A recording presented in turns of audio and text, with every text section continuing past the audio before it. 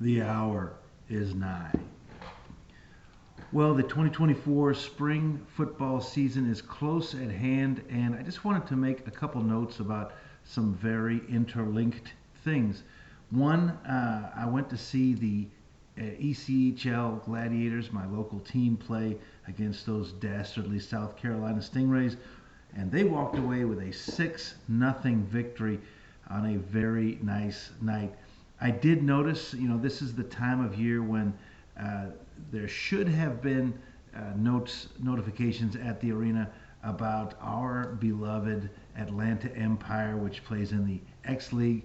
So I checked online, and they are not going to play again until next year. So it's again one of these minor league, and in this case, women's football teams that has probably gone into hiatus forever. Now that said, I was going to go see the Vibe play, which is a women's volleyball team that's going to be here in Atlanta, and I missed the first game, but I will go see a game. Just my personal opinion, the search for a breakout women's sport that takes its place in the pantheon of American sports entertainment is still ongoing. I think it's probably going to be MMA. I think that's where women are going to be the most successful. I have seen volleyball played at a high level before. It can be very entertaining. So I'm going to go see this and see, what the crowd is like. If it's like the WNBA crowd that I saw when I went to one of those games, it's not going to be for me. It's not meant for me. But if it's just normal everyday sports scene, then I think I'll be okay. And we'll check it out anyway.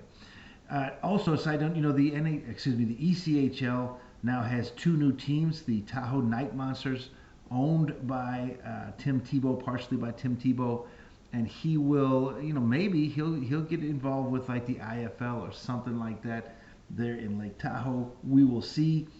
And the Bloomington Bison in Illinois, they have previously hosted the Extreme, which were a part of the United Indoor Football League. And then in 2009, they were with the IFL when the IFL was still just like all the other alphabet leagues. It was come and go. And now the Edge, I think the Edge has been with a couple of other leagues too, but now they're listed with the American Arena League, which I think is the lowest rung of the top tier of minor league indoor football leagues. But I think there's some potential there, and I think that can be an incubator for teams going forward. So we will see. We will see. And I did also want to note that the XFL will be starting on the 30th of March with some pretty good games. Their game on Fox, that's going to be the Stallions and the Renegades, which the two champions from the prior leagues. That's the first week, and the second week, the Stallions will be playing Battlehawks in St. Louis, which is going to be an interesting game for me personally.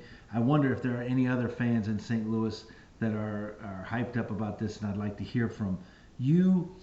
Unfortunately, here in Atlanta, the Arena Football League, the return of the Force, you cannot buy tickets yet. I mean, the other teams in that league seem to be much further ahead in their overall game day operations and ticket sales and getting ready. There's not a lot going on online that I'm hearing about. There's just not a lot going on there. But the rest of the AFL does seem like they're getting out there a little bit more activity.